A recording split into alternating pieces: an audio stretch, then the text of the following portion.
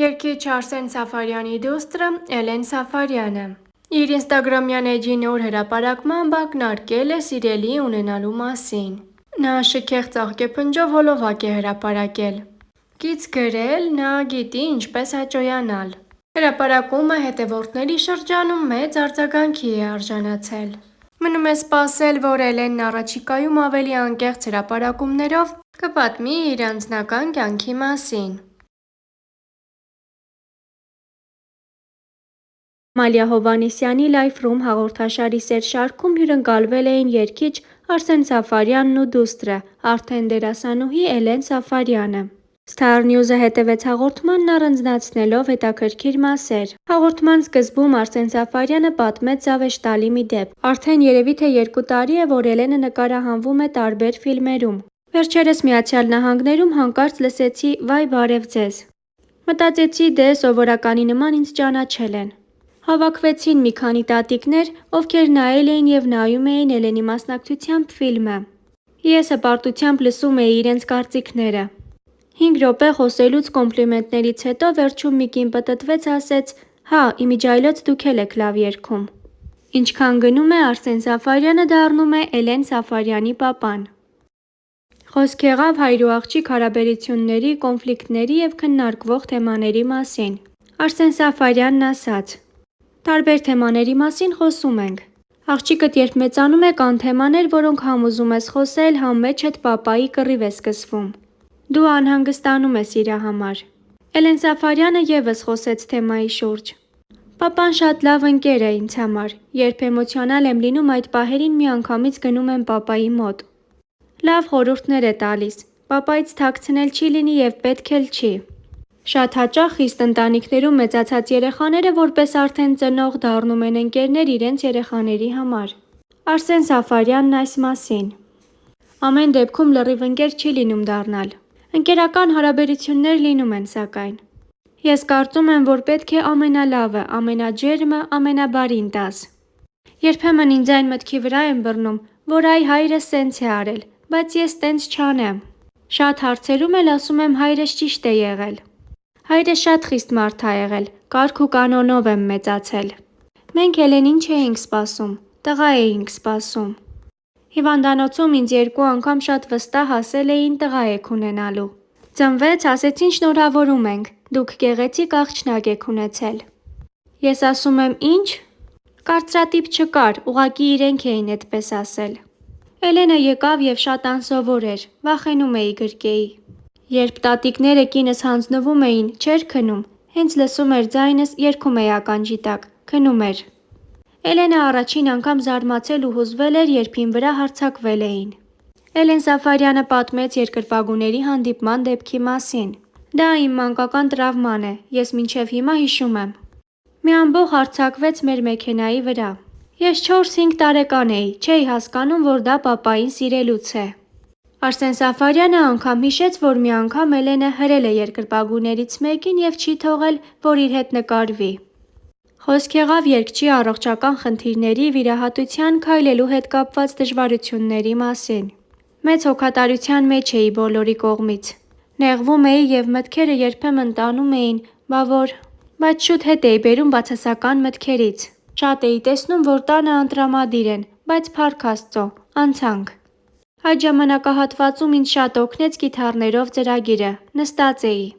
Լինում էին օրեր, որ սրսկվում, ցավազրկվում նոր էի գնում համերգի, որպեսզի կարողանամ առանց փայտի գամ բարձրանամ, նստեմ։ Չէի սիրում այդ ժամանակ տեղ գնալ, որ ինձ խղճալու հայացքներով էին նայում։ Մի կողմից զուսպ եմ եղել, բայց մյուս կողմից արցունքներն աչքերիցս հոսում էին։ 4 օր չէի քնել, ջուրը տալիս էին, ձեռքիցս ընկնում էր, այդքան թուլացել էի։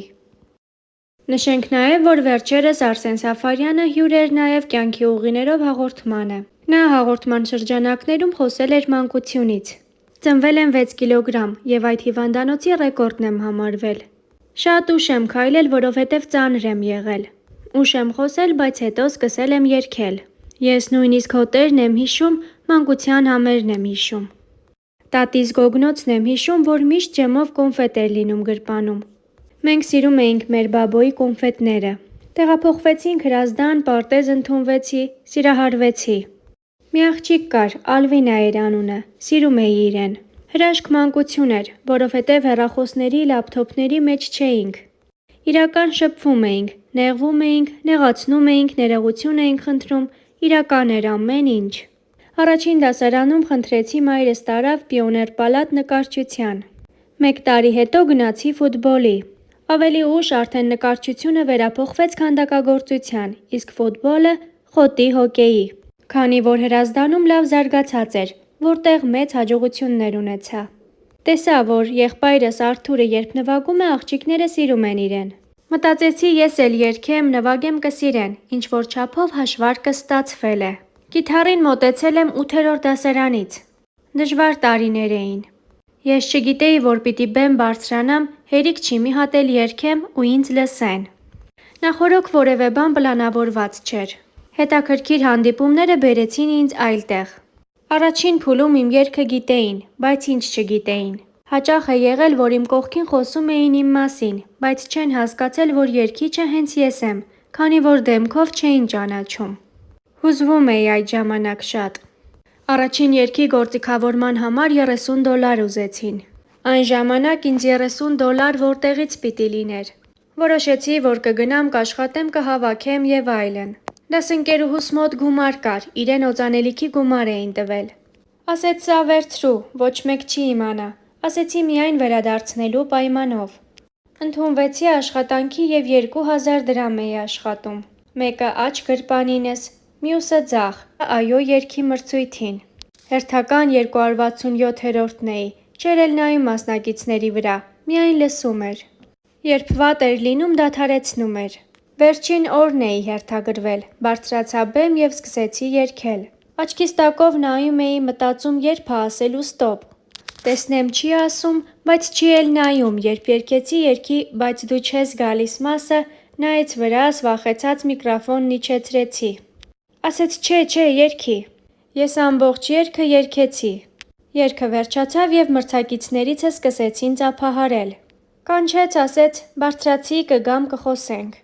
Հարցազրույցի ժամանակ Սաֆարյանը խոսել էր նաև իր եւ կնոջ հանդիպումից։ Իմ սիրո խոստովանությունը մինչ օրս հիշում է, ասում է քո նման ինձ ոչ մեկ սեր չէր խոստովանել։ Հուզված ասեցի գիտես դու այնքան ես ինձ դուր գալիս, որ ես տեսնում եմ մեր երեխաներին։ Ասում է հետո գնացի տուն եւ մտածեցի այս տղան նորմալ է, նորմալ չի։ Հասկացա, որ ախր ինքն իմ հետ ամենակարևոր բանն է տեսնում, ընտանիքը։ Ամուսնացանք, Էլենը ծնվեց, հետո Արթուրը։ Զինվորական ծառայությունից հետո Արսեն Սաֆարյանը մեկնում է ԱՄՆ, նա պատմեց իր կյանքի այդ փուլից։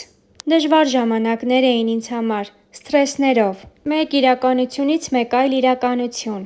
Սփոփանքս մեկն էր, որ գիտեի ինչի համար եմ եկել, երգիչ լինելը դրված էր մի կողմ։ Աշխատել եմ տարբեր տեղեր, բենզալցակայանում, աշխատել եմ բեռնակիր, որովհետև եթե լեզու չգիտես, դու չգիտեմ ինչ ես։ Դա էլ հետաքրքիր դպրոց էր։ Ես իմ կյանքի ցանկացած ժամանակահատվածից փորձել եմ դրական եզրակացություն ունենալ։ Այո, ես հիմա գիտեմ այդ մարդկանց հոգեբանությունը։ Դա ինձ ավելի ուժեղ եւ իմաստուն է դարձնում։